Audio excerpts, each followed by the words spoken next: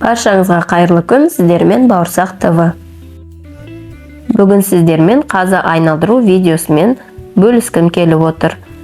Қазыға қандай еттер таңдаған дұрыс, қандай заттар қажет, қалай айналдыру қажет, және де қалай пісіру қажет екендігі туралы бөлісетін боламын.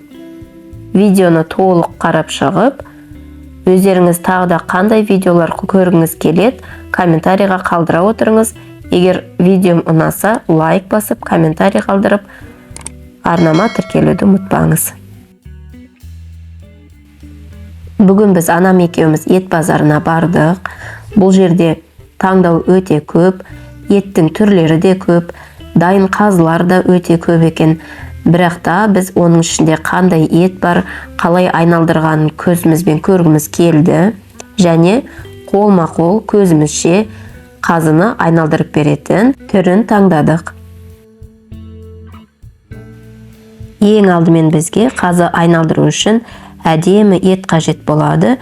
Етті таңдаудың да өзінің құпиясы бар екен. Және одан бөлек шек, өткір пышақ қажет болады. Жіптері және біз қажет болады. Сондай-ақ тұзды ұмытып кетпеңіз. Видео ұнаса, лайк басып, арнама тіркеліп алыңыз. Ең алдымен ұзыншақ етіп кесілген етімізді дұрыстап, тұздап аламыз. Байқасаңыз, айналдырып жатқан ет майы бөлек, және де қасына мякоть ет дейміз ғой, жұмсақ лоқ ет туралып қосылған. Ал енді бер жақта жатқан ет, ол майы мен еті қатар. Яғни бұл жұмсақ еттері бөлек болатын қазымыз кішкене арзанырақ болады.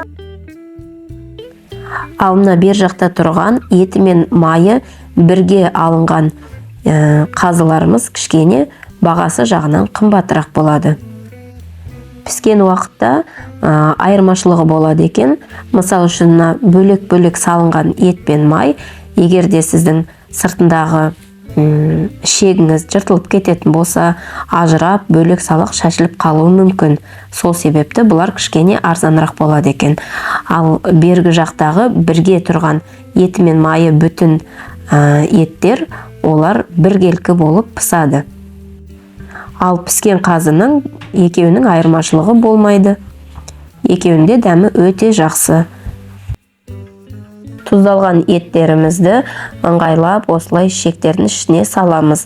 Айтпақшы, қазыға пайдаланатын шектеріміз тоқ шек емес, ащы шек болады.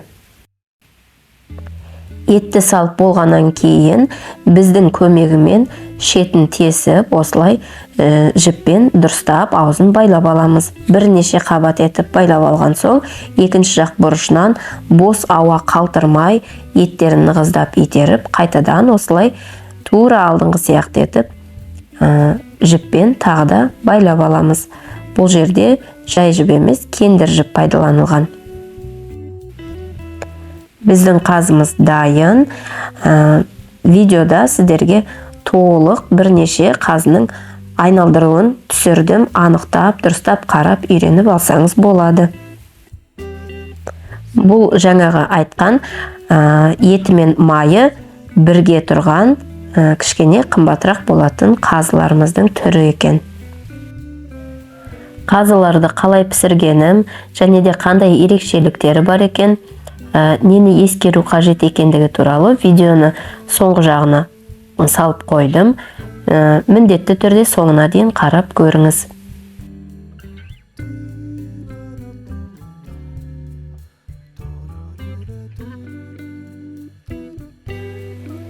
Видео пайдалы болса, лайк басып, комментарий қалдырып, арнама тіркелуді ұмытпаңыз. Жақындарыңызбен бөлісе отырыңыз.